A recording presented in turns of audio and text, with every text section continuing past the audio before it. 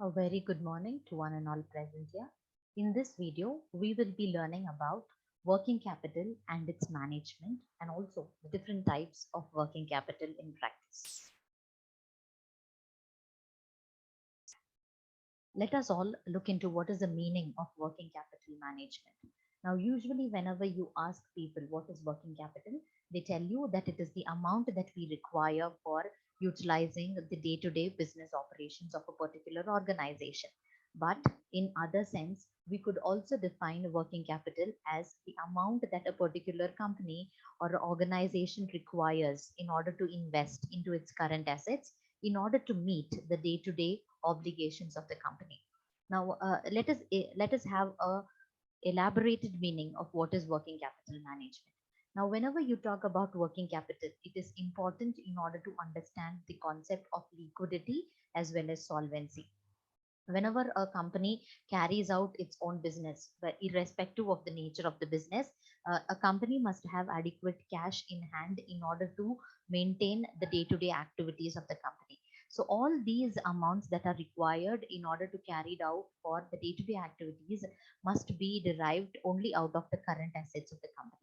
Therefore, we say working capital is the amount that a particular company plans to invest into its current assets so that these current assets can be sold out and converted into cash immediately in order to meet the obligations of the company. So whenever you say the working capital is maintained properly by a particular organization, it means that the particular company has a better solvency as well as liquidity position, as it's able to convert its current assets into cash as and when they require. The major problem that most of the organizations face is to estimate these working capital amount that is required in order to run the day-to-day activities. So in simple terms, working capital will be estimated by the company using the following formula, which is current assets minus current liabilities. So in order to summarize the meaning of working capital, we could also say that it refers to the amount that a particular organization requires in order to run its day-to-day business operations and also to be invested into its current assets so that these current assets can be converted into cash, so cash quickly within a shorter period of time, so that the company has a better liquidity and solvency position.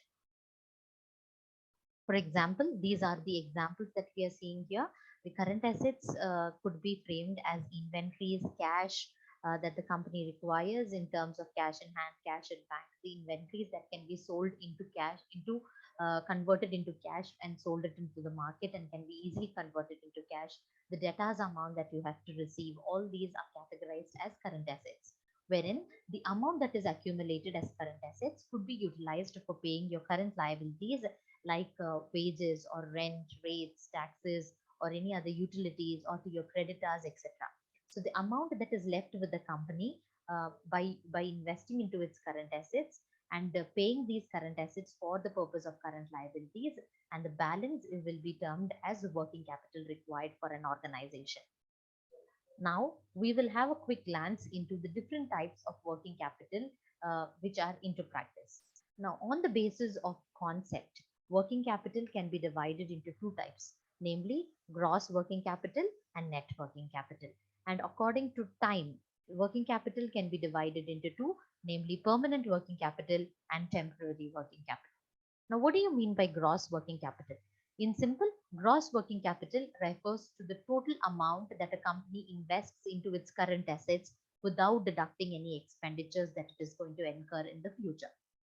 So, on a whole, gross working capital tells you about the total amount that a company has invested into its current assets in order to meet its current liabilities. So, without providing any deduction, the amount that the company actually maintains in order to process the working capital is called as gross working capital. Now, secondly, when you talk about net working capital, it refers to the amount that a company requires after deducting its expenses or after meeting its expenses, like paying the amount to its creditors, paying the amount to wages, paying the amount as rents, rates, and taxes, etc. The balance amount that the company has is called as net working capital. So, how do you derive at net working capital? In simple, it is nothing but the difference between the current assets and current liabilities of the organization. Now, moving on, as I told you, on the basis of time, we divide working capital into two different types, namely permanent working capital and and temporary working capital. Now, out of time period, we could categorize working capital into two.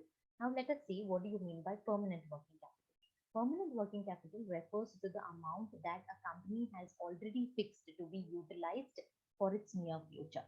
And these expenses are said to be recurring in nature and are also considered to be fixed. Hence, the company is sure that they are going to incur this amount in the future as working capital expenditure. So these expenditures are not going to change for over a period of time, and hence they are categorized as permanent working capital. And at last, the last type of working capital that we have is temporary working capital. So as the name itself tells you, temporary working capital refers to the type of a working capital that keeps changing or fluctuating according to the time period. For example, let's say the demand for a particular product increases at a particular point of time during a given year, then automatically the working capital required for that particular company during the time where the demand becomes more would be more because of more production, more labor, more amount of raw materials involved, etc. So that is termed as temporary working capital, where the working capital required or the expenditures required in order to meet the day-to-day activities of the company may fluctuate depending upon the demand for the particular product or due to various micro and macroeconomic factors. So on a whole, we can say that there are four types of working capital. According to the concept, we could divide working capital into gross working capital and net working capital. And according to time, we could categorize working capital into permanent working capital and temporary working capital. So hope in this video, you had a quick understanding about what do you mean by working capital, how do you estimate working capital, and what are the different types of working capital. Thank you. Have a nice day.